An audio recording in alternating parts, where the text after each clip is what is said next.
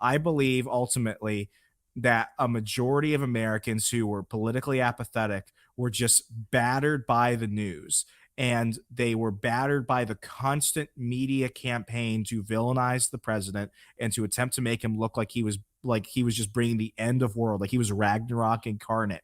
And they voted for Joe Biden, not because they liked Joe Biden, but because they thought that things would go back to normal. And now they see what normal looks like. And normal freaking hurts. Yeah. It sucks. It is scary, and we're all going broke. And they don't want that. So you're seeing a lot of people now who are like, I didn't like him the first time, and then I finally voted against him the second time, but we need Trump because this is not good. Yeah. I think a lot of the people, that Obama Trump voter in 2016 comes back because they're done with it, and they're going to bring him back, and it's going to be awesome. Yeah. And it's going to completely shatter everything.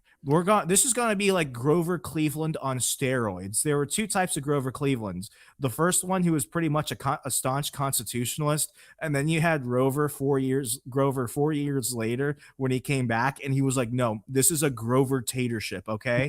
I'm going to run the executive branch like I run my meals. They're going to be big, they're going to be constant, and they're going to be heavy, and I'm not going to take recommendations.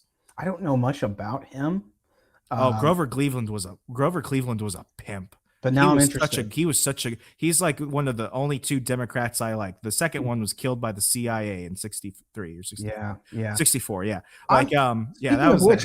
I'm excited that Robert, that RFK Jr. is running. I don't agree with his politics, but I think that he's the old school liberal who's not afraid to break with the party. You mean he's not a communist? He's not a communist. You can just say that, Brett. He's not a communist. And getting back to 2020 was not a normal election in any sense. I mean, we had COVID, and I think that without COVID and without all of the bullshit that happened in light of COVID, if there's no 15 days to slow the spread and none of that stuff happens, actually, if there was just 15 days to slow the spread, I think Trump gets reelected, just like nearly every other incumbent president. It's very difficult to defeat an incumbent president. It's only happened maybe I think 7 or 8 times possibly. So it's unusual for a guy not to get 2 terms. Things were very much hunky-dory going into, I would think things were better than hunky-dory. 2019 was the best economy that I've seen in my lifetime, even though during the 4 years of Trump, I made more money than I ever have. So it's just kind of like, and I know everyone else pretty much, in my circle did very well in those 4 years, and it kept getting better and better. And you saw that in the rise in wages and whatnot. So, there's some data there to back that up as to why the middle class started to feel good under the Trump administration. So I see him getting that again. But COVID, just, dude, you want to talk about just the ultimate speed bump in the road. It took everything apart, and then it changed the game. I've always said, and I was at the Washington Times during 2020, and I was telling this to people because I was like, this was actually right before the pandemic, and this was after the first impeachment regarding the whole Ukraine phone call situation. And, I basically said that with that, even when COVID was getting that at the beginning, like March, April 2020, I was like, Americans don't like to switch their general in the middle of a war.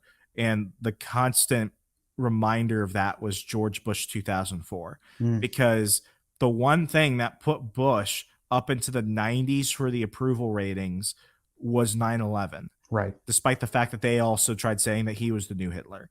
And despite all their efforts, it wasn't until after he was reelected that he plummeted into the 30s for his approval ratings. And he came up with the infamous joke at the State of the Union. No, it wasn't State of the Union. It was the press dinner or whatever. And he was like, why can't I have dinner with the 37% of people that like me?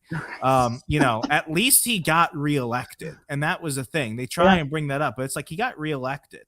He beat John Kerry, who got taken out by the Swift boat thing, which looks like nothing compared to anything these days. By all intents and purposes, George Bush probably would not have gotten reelected without Iraq and Afghanistan. And the Swift boaters. I think they had a good, whether it was kind of like Hillary. I think that there was a certain block of Democrats that either sat on their hands or wrote in another candidate, or just just refused to vote for him Yeah.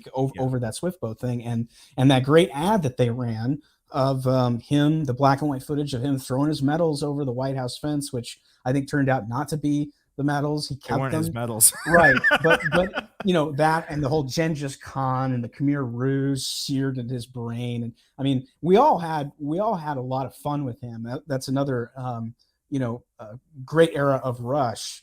Was listening to him just take apart John Kerry every day. And I'll never forget the trip into the hunting, the sports goods store, where he walks in like decked out in like all this duck hunting gear and camo, and he's like, "Can I get me a hunting license here?"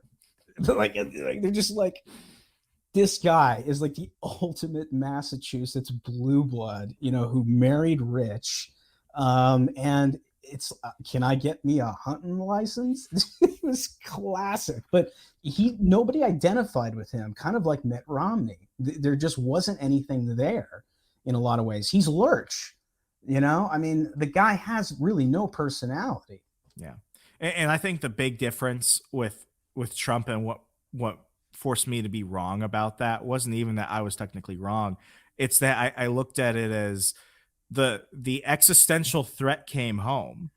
Yeah. Suddenly the war against COVID turned into all these other things, and the war came home. The riots got to people. I have friends Yeah. who are, Republicans, but they voted for Biden because they thought that it would end the riots. And I'm like, why? They're like, I like Trump, but I just want this to end. I mean, it was almost like 1984ish, like, mind wiping therapy. It was like, Right. you can make it stop if you just conform. And that was really it. And I think what they're looking at now is that, they didn't get what they wanted. They didn't, the other side Quite didn't the follow opposite. through on that. Yeah. In fact, things got worse. Yeah. And I think when that first debate comes, that's going to be the most watched primary debate in history. Yeah. Because he's back, and he doesn't need anybody. He doesn't.